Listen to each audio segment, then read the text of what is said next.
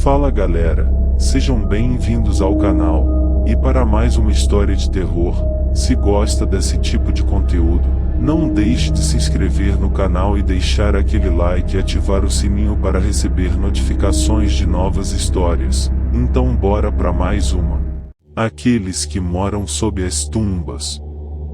Acordei subitamente e me sentei na cama, me perguntando sonolento quem batia tão violentamente a porta, ameaçando despedaçar os painéis. Uma voz guinchava, intoleravelmente aguçada, como se por terror louco. Conrad, Conrad. Alguém guinchava do outro lado da porta. Pelo amor de Deus, deixe-me entrar. Eu o vi. Eu o vi. Parece ser Job Quiles, disse Conrad, erguendo sua longa estrutura do divã onde estivera dormindo, após ter cedido sua cama para mim. Não derrube a porta! Ele gritou, procurando por seus chinelos. Não estou indo. Bem, apresse-se! Gritou o visitante invisível. Acabei de olhar para dentro dos olhos do inferno. Conrad acendeu uma luz e abriu rapidamente a porta, e, numa figura meio caída, meio cambaleante com olhos desvairados, reconheci o homem a quem Conrad chamara de Job Quiles, um homem rançoso e miseravelmente velho, que vivia na pequena propriedade vizinha à de Conrad. Agora, uma mudança pavorosa acontecerá com o homem, normalmente tão reservado e senhor de si. Seu cabelo ralo estava totalmente eriçado, gotas de suor lhe brilhavam na barba cinza e, de tempos em tempos, ele tremia como se de uma febre violenta. Em nome de Deus, o que houve, Quiles? Exclamou Conrad, encarando-o. Oh, você parece que viu um fantasma. Um fantasma. A voz elevada de Quiles estalou e caiu num guincho de risada histérica. Eu vi um demônio do inferno. Eu lhe digo, eu o vi esta noite. Há apenas alguns minutos. Ele me olhou pela minha janela e riu para mim. Oh, Deus, aquela risada. Quem? Conrad perguntou brusca e impacientemente. Meu irmão Jonas! Gritou o velho Quiles. Até Conrad se sobressaltou. Jonas, irmão gêmeo de Job, havia morrido há uma semana. Tanto Conrad quanto eu tínhamos visto seu cadáver ser colocado na tumba, no alto das inclinações íngremes das colinas de Dagota. Eu me lembrava do ódio que existira entre os irmãos, Job, o avarento, e Jonas, o esbanjador, que passou seus últimos dias em pobreza e solidão, na velha e arruinada mansão da família, nos declives mais baixos das colinas de Dagota, todo o seu veneno pairando sobre sua alma azedada, que se centrava no irmão Sovina que morava numa casa própria, no vale. Este sentimento havia sido recíproco. Até mesmo quando Jonas estava morrendo, Job havia, de má vontade, se permitido ser convencido a ir até seu irmão. Enquanto isso ocorria, ele havia estado sozinho quando este último morreu, e a cena de morte deve ter sido horrenda, pois Job havia corrido para fora da sala, trêmulo e com o rosto pálido, perseguido por uma horrível crepitação de risada, quebrada bruscamente pelo súbito estrépito de morte. Agora, o velho Job tremia diante de nós, o suor lhe escorrendo da pele acinzentada e balbuciando o nome de seu irmão morto. Eu o vi. Eu me levantei e sentei esta noite mais tarde que o usual. Assim que apaguei a luz para ir à cama, seu rosto me olhou malevolamente através da janela, emoldurado pelo luar. Ele voltou do inferno para me arrastar para baixo, como jurou fazer enquanto morria. Ele não é humano. Há anos, ele não era. Suspeitei disso quando ele retornou de sua longa perambulação no Oriente. Ele é um demônio em forma humana. Um vampiro. Ele planeja me destruir corpo e alma. Fiquei mudo e totalmente perplexo, e até Conrad não encontrou palavras. Confrontado pela aparente evidência de completa loucura, o que dizer ou fazer? Meu único pensamento era o de que Job Kylles estava obviamente insano.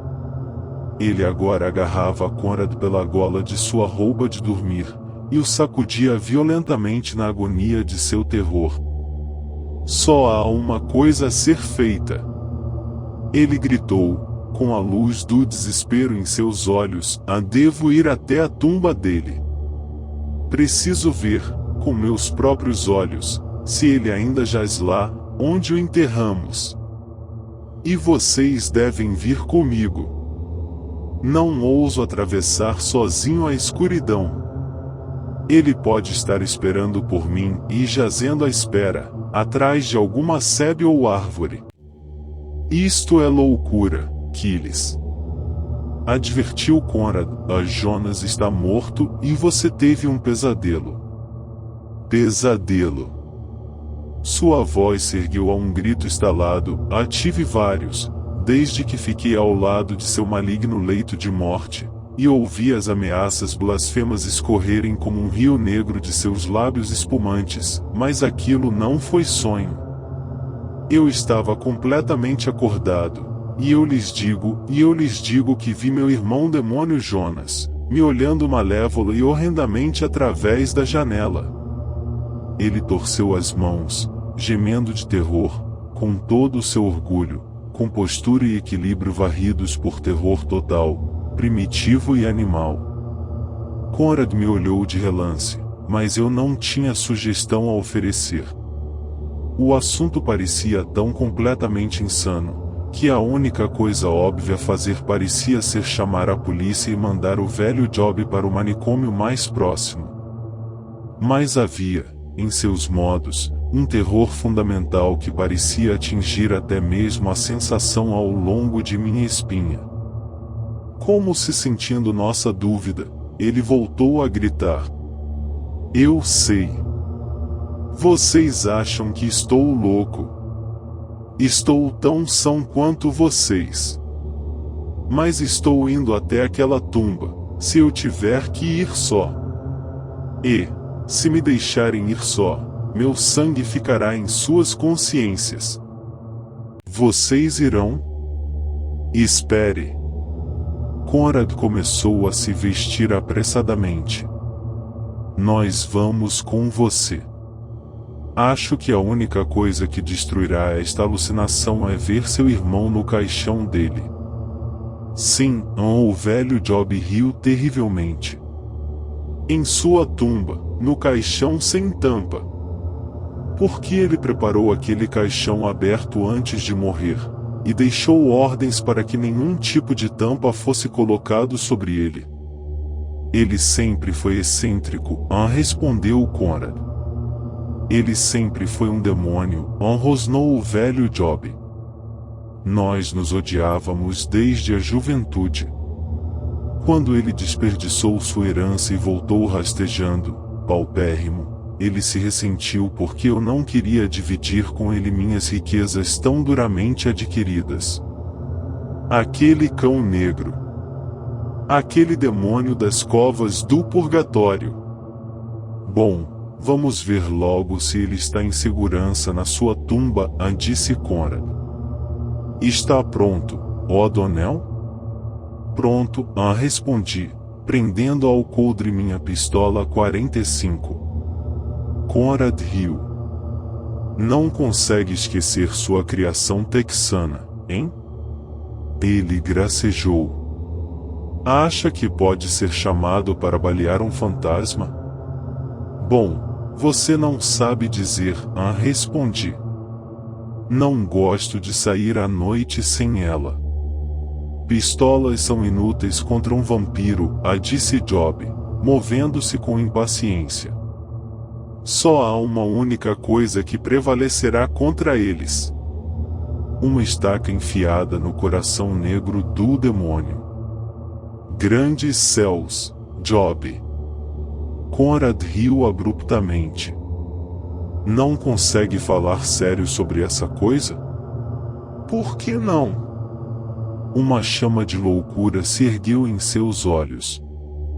Existiram vampiros em épocas passadas, e ainda existem no leste europeu e oriente. Eu ouvi se gabar a respeito do próprio conhecimento de cultos secretos e magia negra. Suspeitei disso, e então, enquanto jazia moribundo, ele me contou seu segredo medonho, e jurou que voltaria do túmulo e me arrastaria com ele para o inferno. Saímos de casa e atravessamos o gramado. Aquela parte do vale era pouco povoada, embora a poucas milhas a sudoeste brilhassem as luzes da cidade. Adjacente aos jardins de Conrad a oeste, ficava a propriedade de Job, a casa escura avultando magra e silenciosa por entre as árvores. Aquela casa era o único luxo que o velho avarento permitia a si mesmo. Uma milha ao norte, fluía o rio, e ao sul se erguiam os sombrios contornos negros daquelas baixas e onduladas colinas estéreis, com longas inclinações cobertas por arbustos, as quais os homens chamam de colinas de Dagot, a um nome curioso, não aparentado com qualquer língua indígena conhecida, mas usado inicialmente por aqueles homens vermelhos para designarem aquela cordilheira raquítica. Eram praticamente inabitadas. Havia fazendas nas inclinações externas, em direção ao rio, mas os vales internos tinham solos muito rasos, e as próprias colinas eram rochosas demais para o cultivo.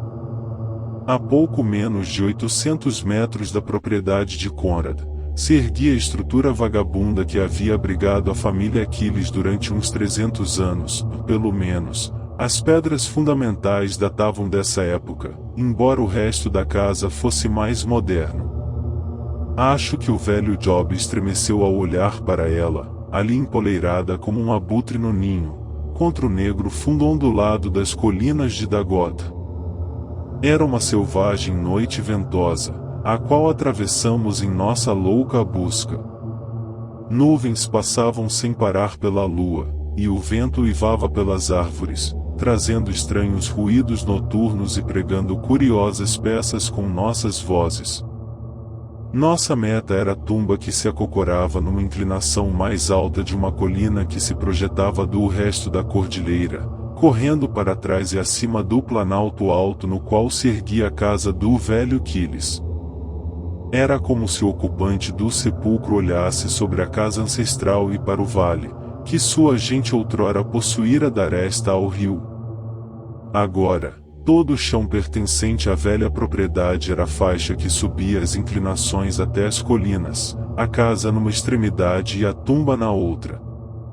A colina sobre a qual o túmulo fora construído divergia das demais, como eu dissera, e, ao irmos para o sepulcro, passamos perto de sua extremidade íngreme coberta por matagal, a qual recuava bruscamente para dentro de um penhasco vertical e coberto por moita. Estávamos nos aproximando da ponta dessa aresta, quando Conrad comentou: "O que possuiu Jonas, para construir seu túmulo tão longe das criptas da família?" "Ele não o construiu", rosnou Job. "Foi construído há muito tempo por nosso ancestral, o velho capitão Jacob Aquiles, e por causa dele, esta projeção particular ainda é chamada de Colina Pirata, pois ele era um bucaneiro e contrabandista. Algum estranho capricho fez construir seu túmulo lá em cima e, em sua vida, ele passou muito tempo sozinho ali, especialmente à noite. Mas ele nunca ocupou, pois estava perdido no mar, numa luta com um navio de guerra. Ele costumava observar, em busca de inimigos ou soldados, desde aquele penhasco à nossa frente, e é por isso que as pessoas o chamam, até hoje, de Cabo do Contrabandista. O túmulo estava em ruínas, quando Jonas começou a morar na antiga casa, e ele o restaurou para receber seus ossos. Ele bem sabia que não ousava dormir em solo santificado. Antes de morrer, ele havia feito todos os preparativos, a tumba havia sido reconstruída, e o caixão sem tampa colocado nela para recebê-lo. Estremeci, apesar de mim mesmo.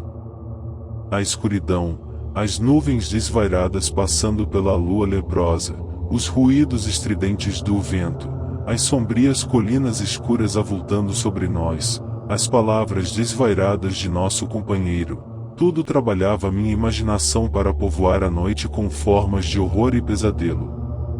Olhei nervosamente para as inclinações cobertas por arbustos, negras e repelentes na luz mutável, e me vi desejando que não estivéssemos passando tão perto dos despenhadeiros com moitas e assombrados por lendas do cabo do contrabandista, se sobressaindo da cordilheira sinistra como a proa de um navio.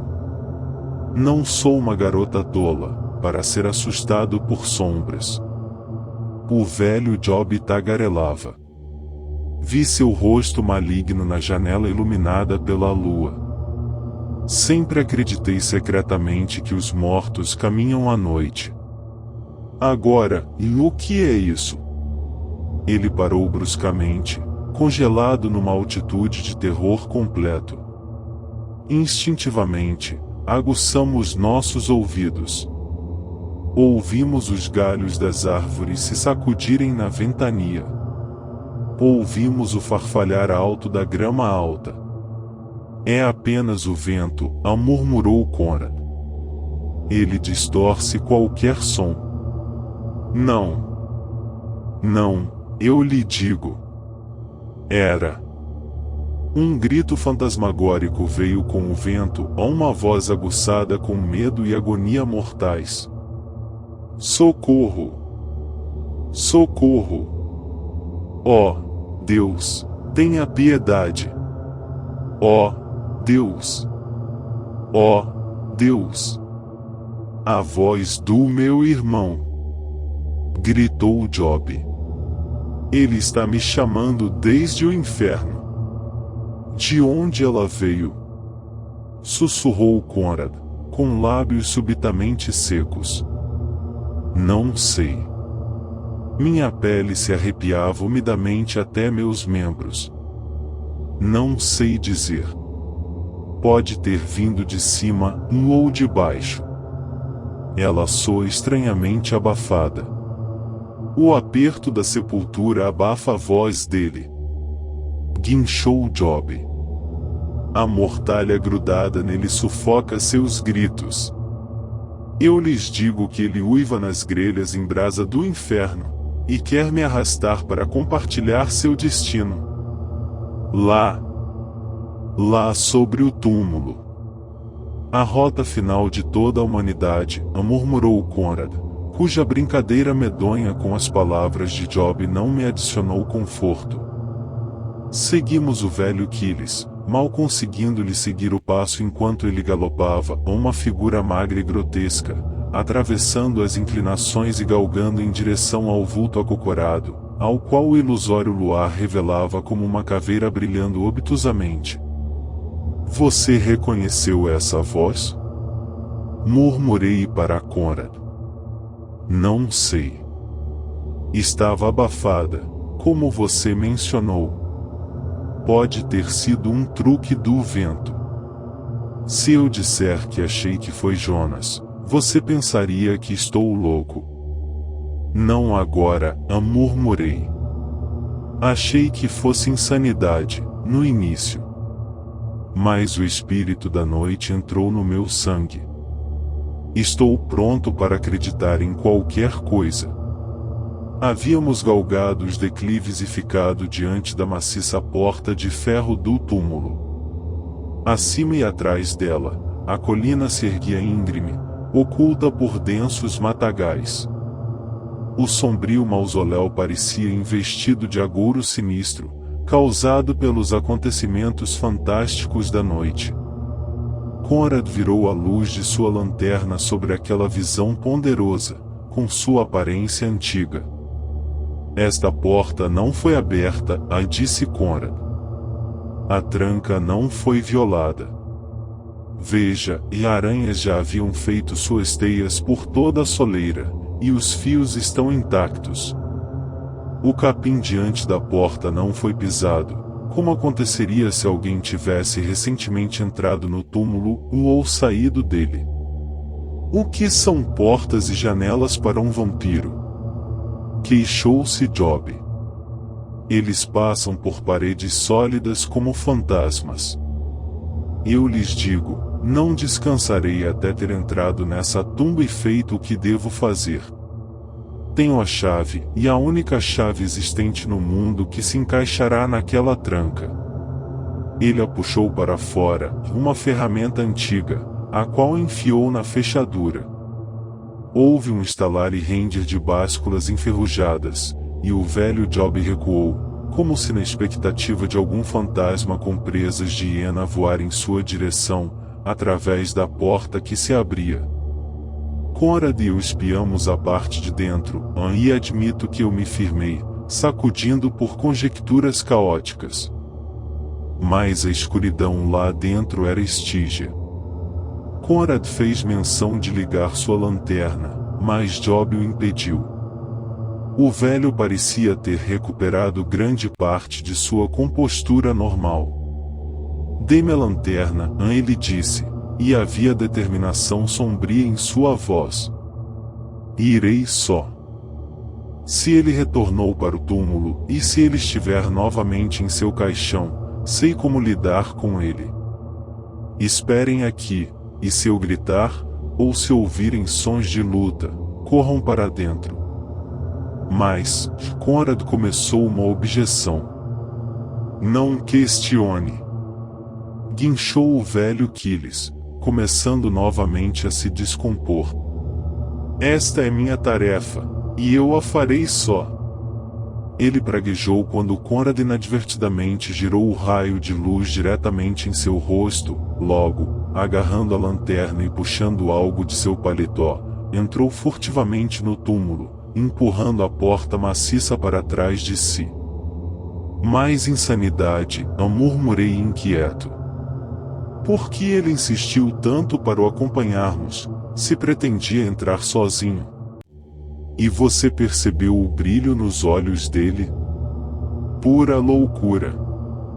Não estou tão certo, respondeu Conrad. Pareceu-me mais um triunfo maligno.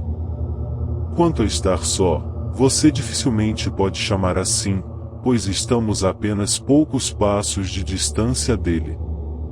Ele tem algum motivo para não querer que entremos na tumba com ele. O que foi aquilo que ele tirou do paletó, quando entramos? Parecia uma estaca afiada e um pequeno martelo. Por que ele pegaria um martelo, já que não há o que ser desamarrado sobre o caixão? Claro. Conrad falou bruscamente. Como fui tolo em não ter entendido. Não me admira que ele queira adentrar o túmulo sozinho. Oh Donnell, ele está falando sério sobre esse disparate de vampiro. Não se lembra das insinuações que ele deixou escapar, sobre estar preparado e tudo mais? Ele pretende enfiar aquela estaca no coração do irmão. Vamos. Não pretendo deixar que ele mutile. Da tumba, vibrou um grito que me assombrará quando eu estiver morrendo.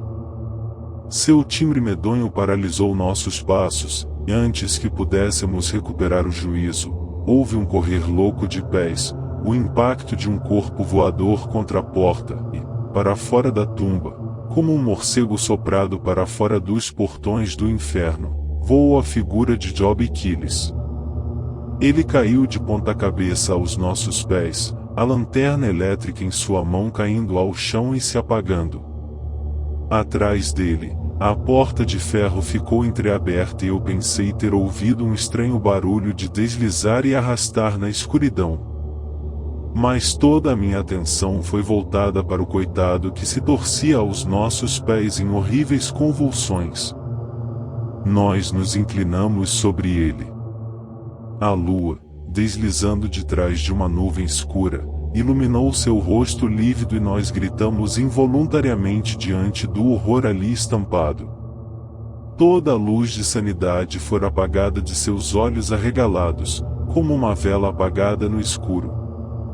Seus lábios frouxos se moviam, salpicando espuma. Cônrado sacudiu. Quiles, em nome de Deus, o que aconteceu com você? Um horrível choramingar babante foi a única resposta. Logo, entre os sons salivantes e sem significado, percebemos palavras humanas, babantes e meio inarticuladas. A coisa no caixão. Então, quando Cônrado gritou uma pergunta feroz, os olhos rolaram para cima e pararam, os lábios contraídos se congelaram num horrível sorriso triste, e toda a estrutura magra do homem parecia afundar e desmoronar sobre si mesma. Morto! Murmurou Cônrado, empalidecido. Não vejo ferimento. Sussurrei, sacudido até minha própria alma. Não há ferimentos e nenhuma gota de sangue. Então, mal tive coragem de transformar o pensamento pavoroso em palavras. Olhamos medrosamente para a tira retangular de negrura, destacada na porta parcialmente aberta da tumba silenciosa. O vento guinchou subitamente através da grama, como uma exultante canção de triunfo demoníaco, e um súbito tremor se apossou de mim. Cônrado se ergueu e endireitou os ombros. Vamos! Ele disse. Só Deus sabe o que se esconde naquele túmulo infernal. Mas temos que descobrir. O velho estava muito agitado, presa de seus próprios medos. Seu coração não era muito forte. Algo deve ter causado sua morte. Está comigo? Qual terror de uma ameaça tangível e compreendida pode se igualar ao de uma ameaça invisível e sem nome? Mas balancei minha cabeça em consentimento, e Cônrado pegou a lanterna, a ligou e grunhiu de prazer por ela não estar quebrada. Então, aproximamo-nos da sepultura como homens que se aproximam da toca de uma serpente. Minha pistola estava engatilhada em minha mão, quando Cônrado abriu bruscamente a porta. Sua luz dançava rapidamente sobre as paredes úmidas, chão empoeirado e teto abobadado, até descansar no caixão sem tampa que se encontrava sobre seu pedestal de pedra no centro. Deste, nós nos aproximamos com a respiração presa, sem ousar fazer conjectura sobre qual horror estranho e não terrestre poderia ir ao encontro de nossos olhos. Inspirando rapidamente, Cônrado passou a luz de sua lanterna dentro dele. Um grito escapou dos nossos lábios, o caixão estava vazio. Meu Deus! Sussurrei, a Job estava certo. Mas onde está o vampiro? Nenhum caixão vazio tirou a vida do corpo de Job Quiles, respondeu Cônrado. Suas últimas palavras foram a coisa no caixão. Havia algo dentro dele, e algo que, ao ser visto, extinguiu a vida de Job Quiles como uma vela apagada. Mas onde está essa coisa? Perguntei com desconforto, um arrepio bem medonho me subindo e descendo pela espinha. Ela não pode ter saído da tumba, sem a termos visto. Foi algo que pode ficar invisível à vontade? Estaria acocorada invisível na tumba conosco, aqui neste instante? Esta conversa é loucura, Cônrado falou bruscamente, mas olhando rápida e instintivamente sobre o ombro à direita e esquerda. Logo, ele acrescentou. Você percebeu um leve odor repulsivo ao redor deste caixão? Sim, mas não consigo defini-lo. Nem eu. Não é exatamente um ranço de cripta. É uma espécie de cheiro terrestre de réptil. Ele me lembra vagamente os cheiros que senti debaixo da superfície da terra. Ele se adere ao caixão, como se alguma coisa profana do fundo da terra houvesse jazido ali. Ele correu a luz sobre as paredes novamente, e a deteve subitamente, focando-a na parede de trás, a qual estava fora da camada de rocha da colina na qual a tumba foi construída. Veja! Na parede supostamente sólida, aparecia uma longa abertura fina. Com uma só passada, Conrad a alcançou, e juntos a examinamos. Empurramos cautelosamente a porção da parede mais próxima dela, e ela cedeu silenciosamente para dentro, abrindo-se numa escuridão tamanha como eu nunca sonhara existir deste lado da sepultura. Recuamos involuntariamente e ficamos tensos, como se na expectativa de algum horror noturno saltar sobre nós. Logo, a risada brusca de Conrad foi como um choque de água gelada sobre nervos tensos. Pelo menos, o ocupante da tumba usa um meio não sobrenatural de entrar e sair, ele disse. Esta porta secreta foi evidentemente construída com extremo cuidado. Veja, é meramente um grande bloco vertical de pedra que gira sobre um pino. E o silêncio com o qual ele funciona mostra que o pino e os encaixes foram lubrificados recentemente. Ele dirigiu seu raio de luz para dentro do buraco atrás da porta, e este revelou um túnel estreito correndo paralelo à soleira da porta, claramente para dentro da rocha sólida da colina. As paredes e o chão eram lisos e polidos, e o teto curvo. Conrad recuou, voltando-se para mim. Ó Donnell, eu pareço sentir algo realmente obscuro e sinistro aqui, e tenho certeza de que isso possui uma influência humana. Sinto como se tivéssemos nos deparado com um rio negro e oculto, correndo sob nossos próprios pés. Para onde ele leva, não sei dizer, mas creio que o poder por trás de tudo isso seja Jonas Quiles. Acredito que o velho Job realmente viu seu irmão na janela esta noite.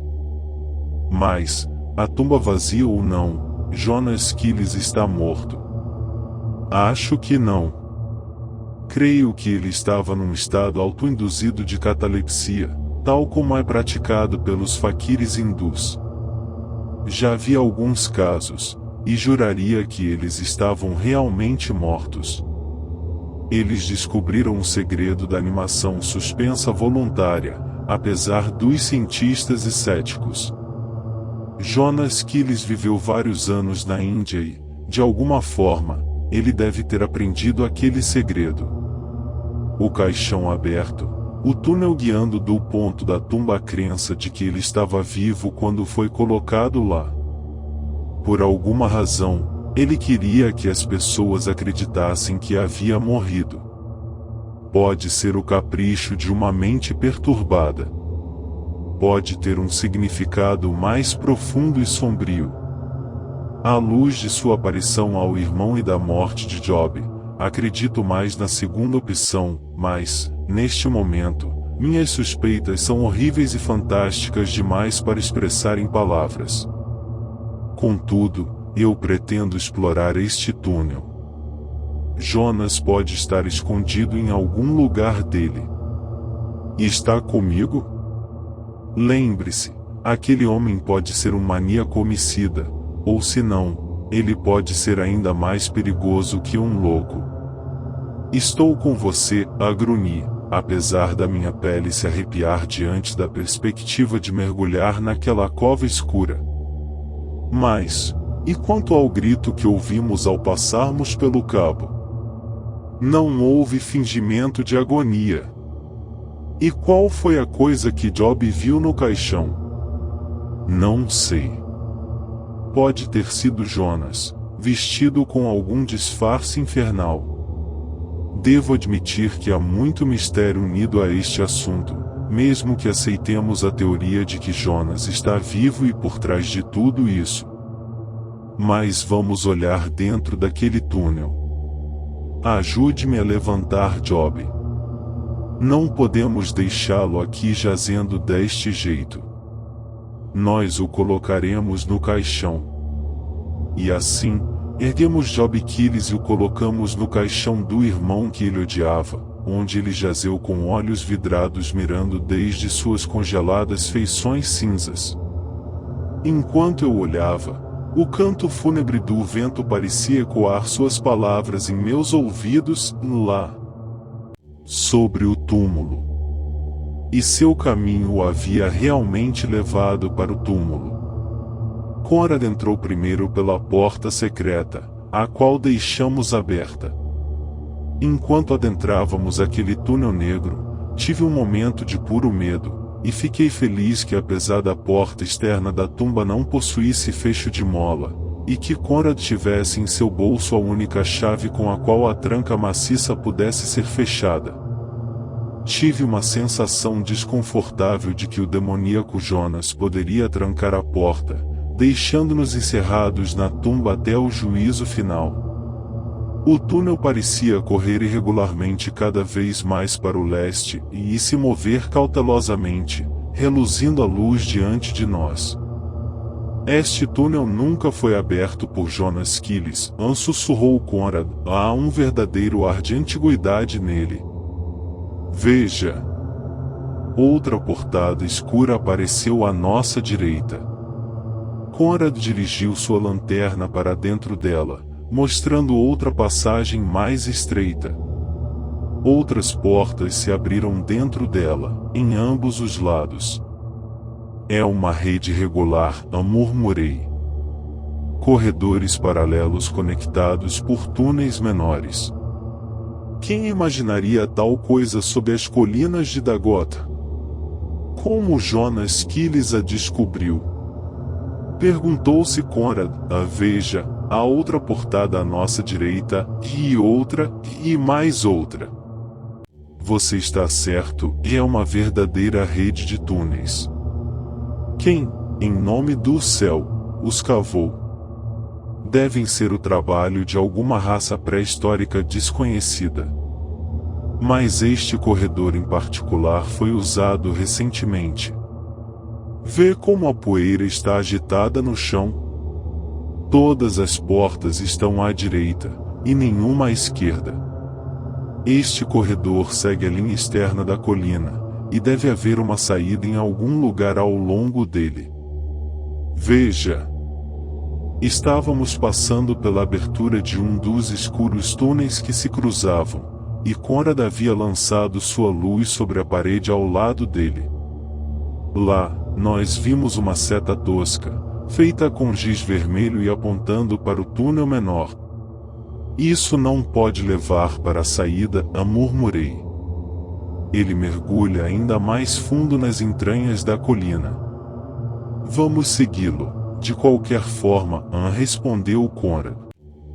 Podemos achar facilmente o caminho de volta para este túnel externo. Então, nós o adentramos, cruzando outros corredores maiores, e, em cada um, encontrando a seta que ainda apontava o caminho por onde íamos. O fino raio de luz de Conrad parecia quase perdido naquela densa escuridão, e presságios inomináveis e medos instintivos me assombravam enquanto mergulhávamos cada vez mais fundo no coração daquela colina amaldiçoada. Súbito, o túnel terminou abruptamente numa escada estreita, que guiava para baixo e desaparecia na escuridão. Um estremecimento involuntário me sacudiu enquanto eu descia o olhar para aqueles degraus esculpidos. Quais pés profanos os haviam pisado em eras esquecidas?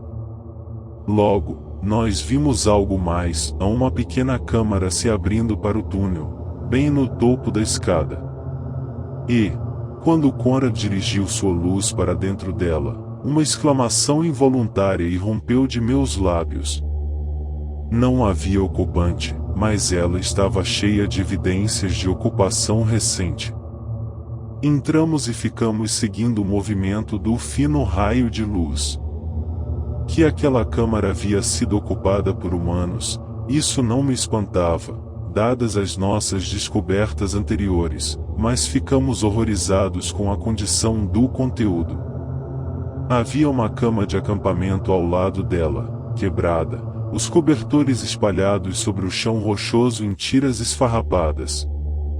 Livros e revistas estavam rasgados em pedaços espalhados a esmo, latas de comida jaziam espalhadas sem cuidado, batidas e tortas, algumas delas arrebentadas e com seu conteúdo derramado.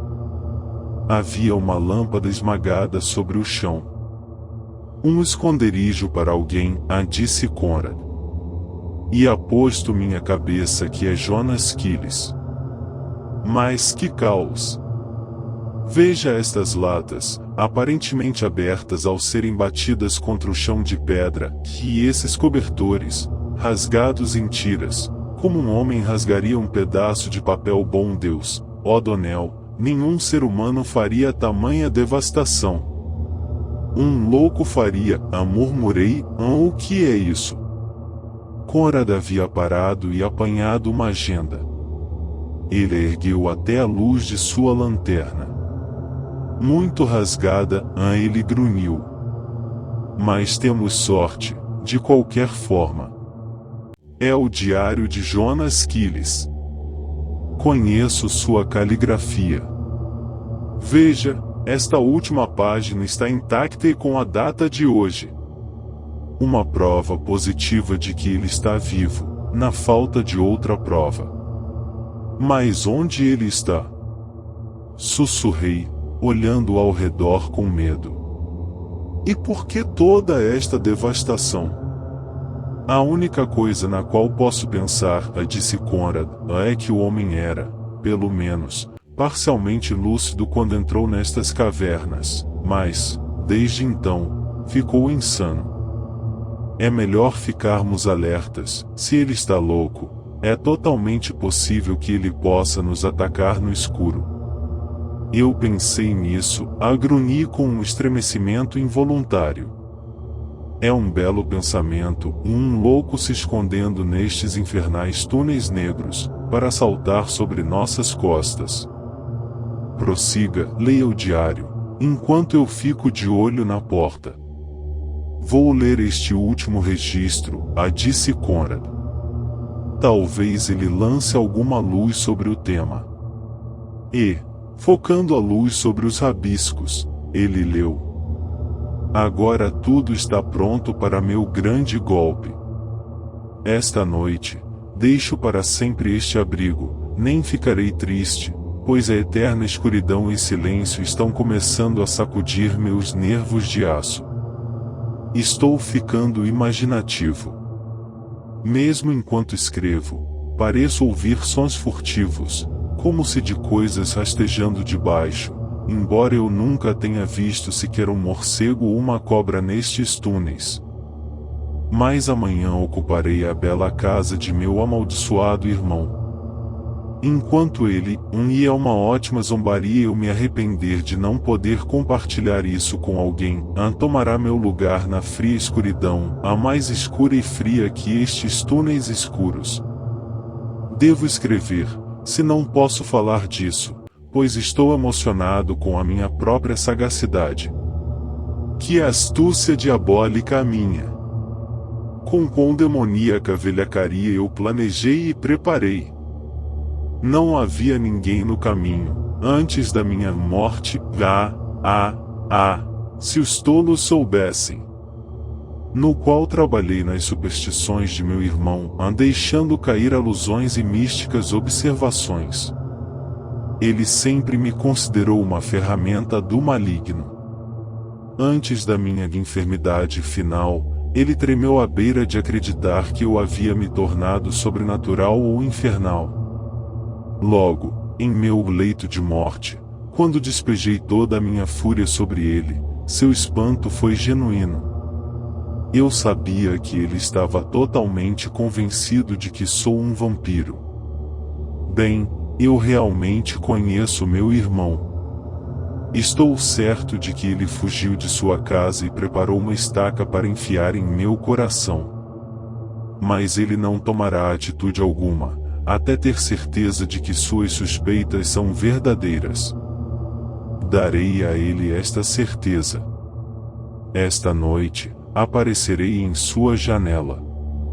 Aparecerei e sumirei. Não quero matá-lo de medo, porque assim meus planos de nada serviriam. Sei que, quando ele se recuperar de seu primeiro susto, virá até minha tumba para me matar com sua estaca. E, quando ele estiver em segurança na tumba, eu o matarei. Trocarei de roupa com ele, ou o colocarei em segurança na tumba, no caixão aberto, e voltarei furtivamente à sua bela casa. Nós nos parecemos bastante um com o outro, de modo que, com meu conhecimento e boa educação, posso imitá-lo perfeitamente. Além disso, quem suspeitaria? É bizarro demais, fantástico demais. Assumirei sua vida onde ele a deixou. As pessoas podem se surpreender com a mudança em Job Quiles, mas isso não irá além da surpresa. Viverei e morrerei no lugar de meu irmão e, quando a morte vier realmente a mim, que ela seja bastante adiada.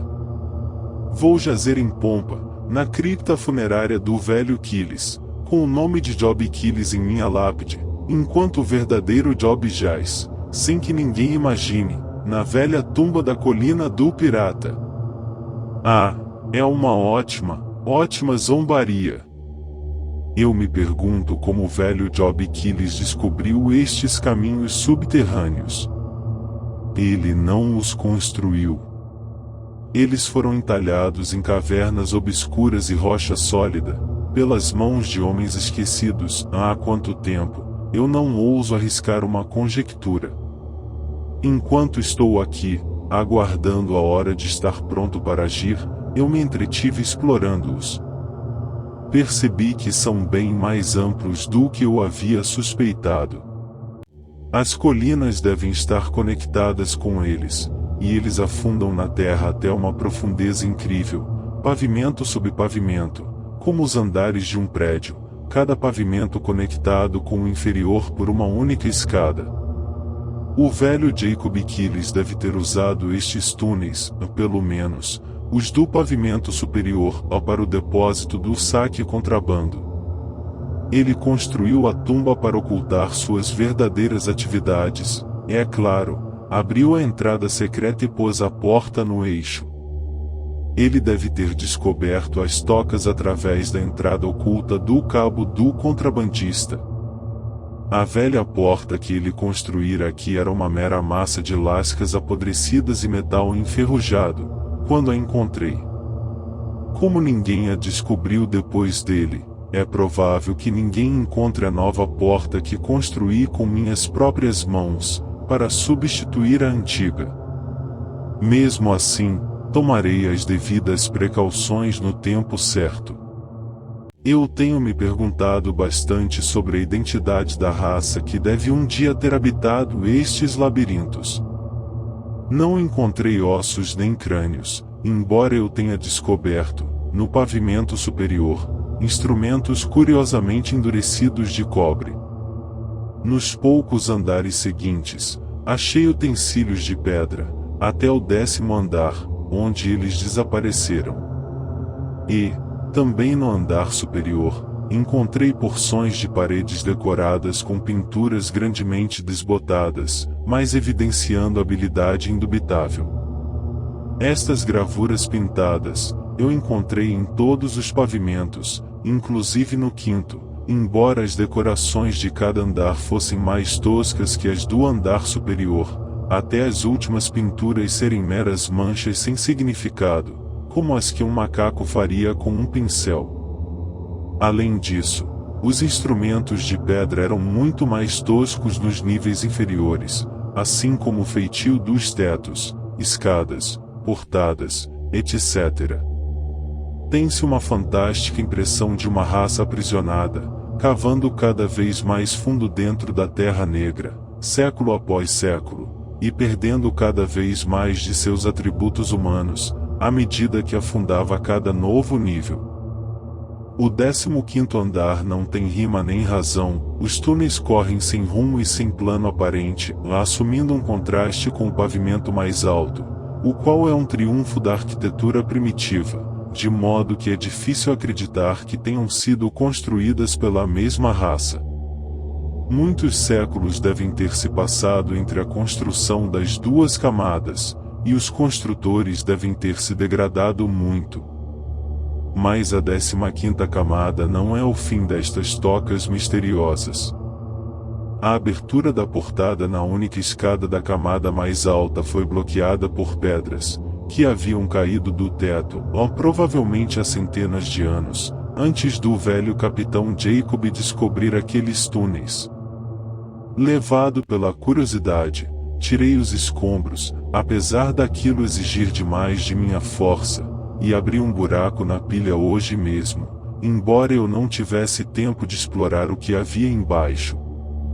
Eu, de fato, duvido que pudesse fazê-lo, pois minha luz me mostrou, não a sucessão usual de degraus de pedra, mas um poço íngreme e liso, levando a negrura lá embaixo. Um macaco ou uma serpente pode subir e descer por ele, mas não um ser humano. Para quais fossos ele guia, eu não me importo em sequer tentar imaginar. Por alguma razão, a descoberta de que a 15ª camada não era do poço não pisado me deu uma estranha sensação arrepiante, e me levou a fantásticas conjecturas sobre o destino final da raça que outrora viveu nestas colinas.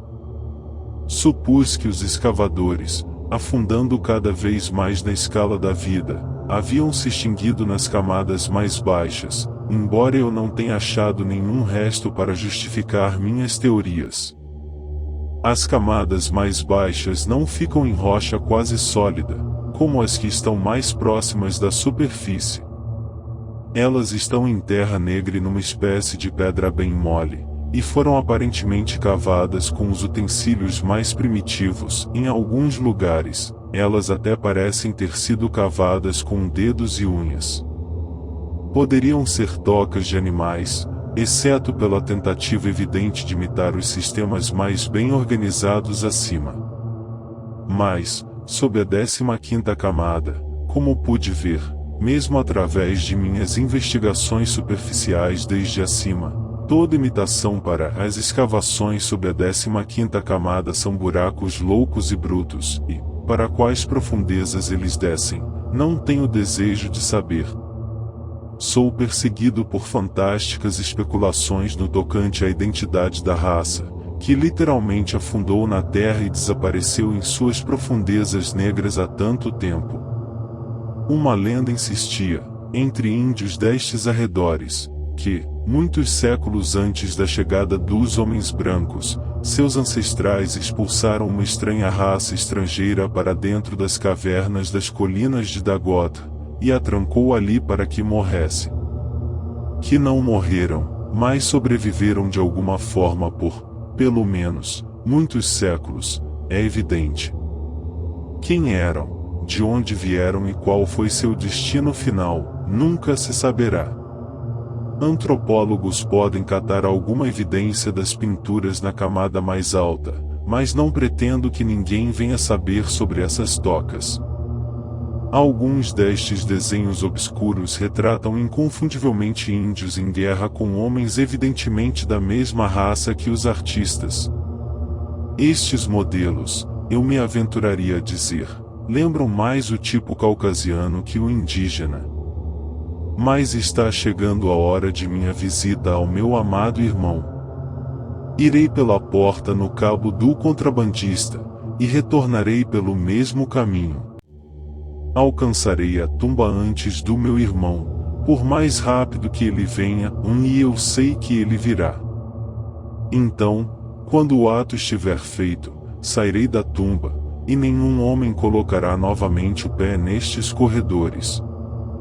Pois me certificarei de que a tumba não será aberta, e uma conveniente explosão de dinamite derrubará rochas suficientes dos penhascos acima, para selar de forma eficaz a porta no cabo do contrabandista para sempre.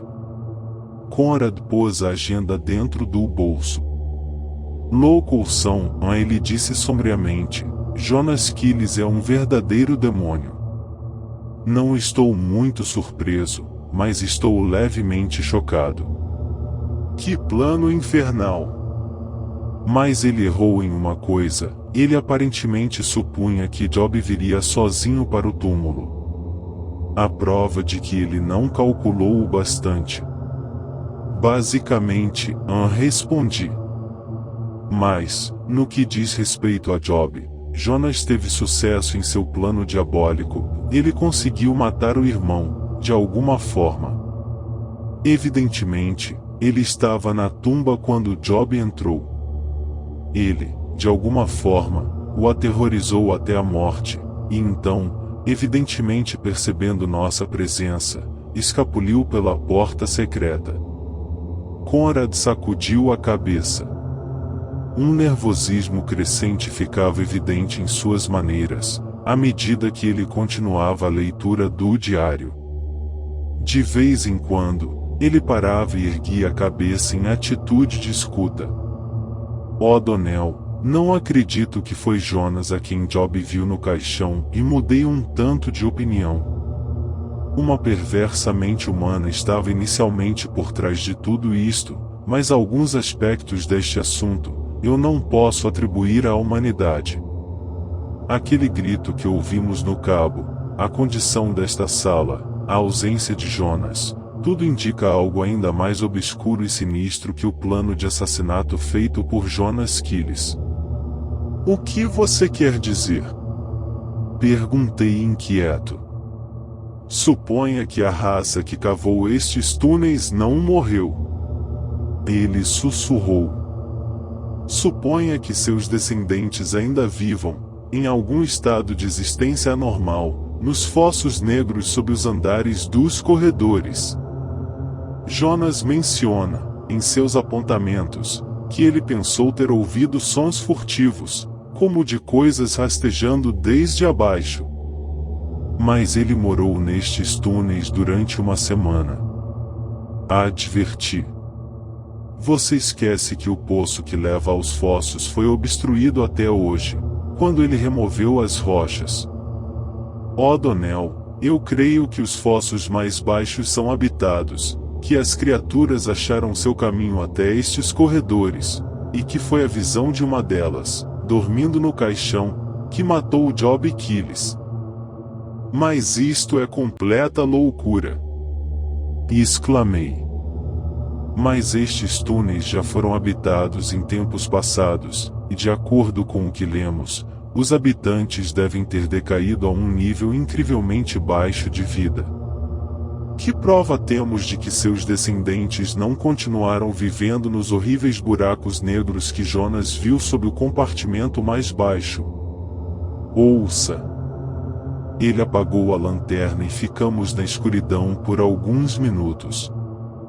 De algum lugar, ouvi um fraco e deslizante barulho rastejante. Deslizamos furtivamente para dentro do túnel. É Jonas Quiles. Eu sussurrei, mas uma sensação gelada subiu e desceu por minha espinha.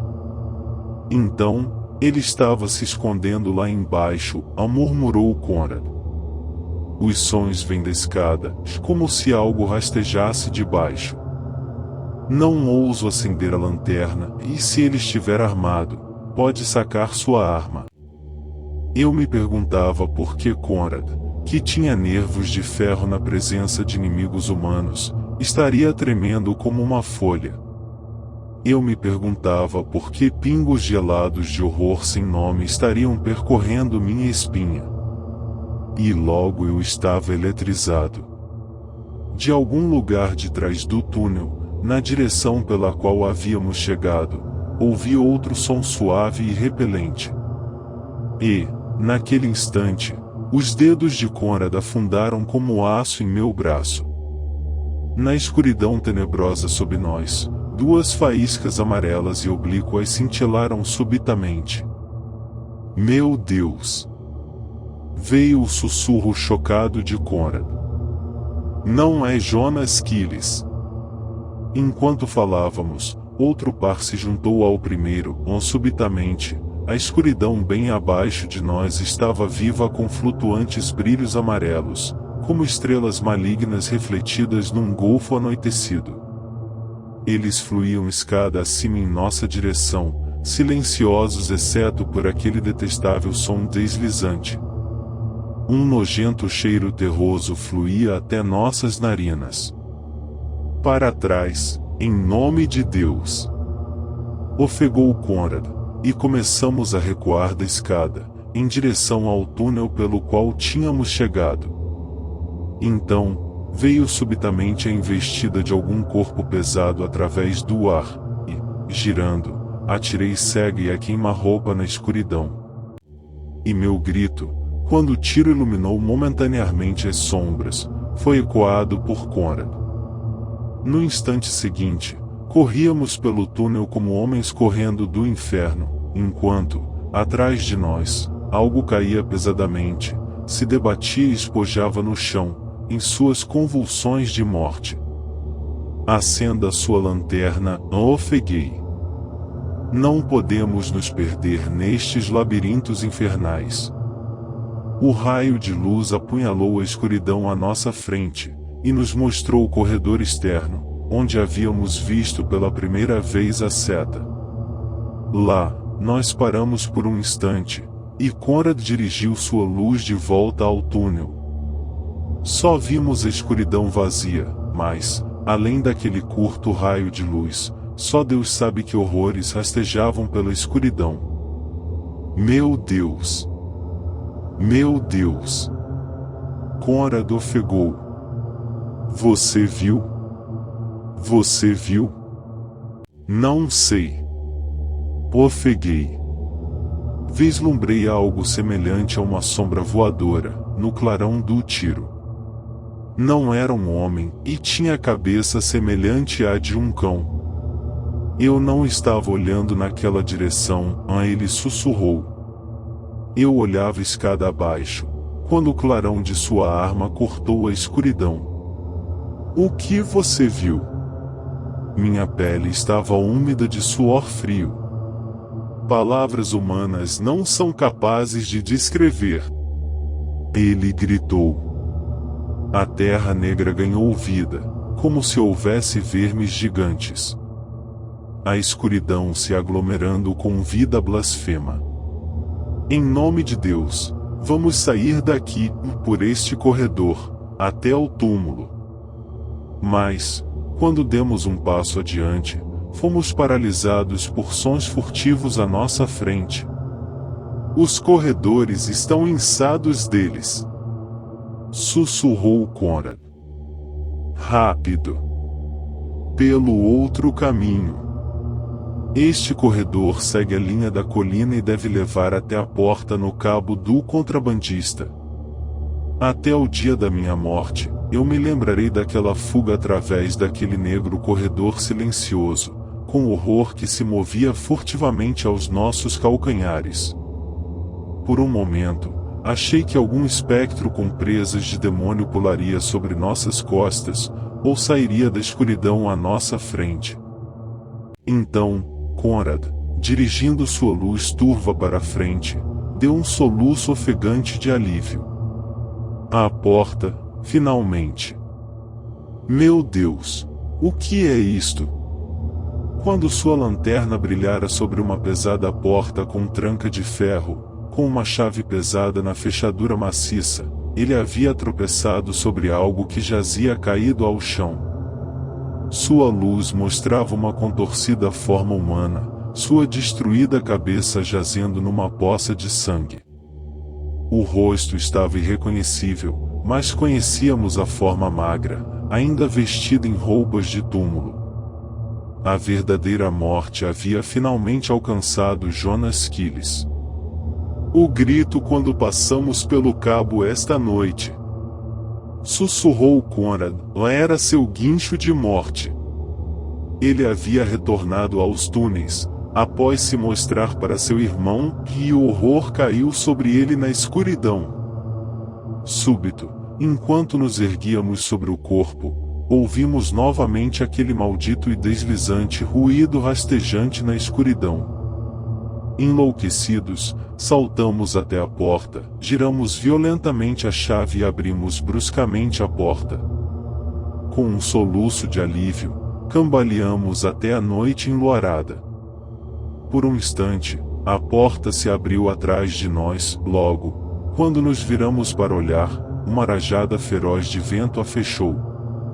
Mas, antes que ela se fechasse, uma figura medonha saltou em nossa direção, meio iluminada pelos esparsos raios de lua, o esparramado corpo mutilado e, sobre ele, uma cinza monstruosidade bamboleante, um horror de olhos flamejantes e cabeça de cão, tal como loucos veem em negros pesadelos.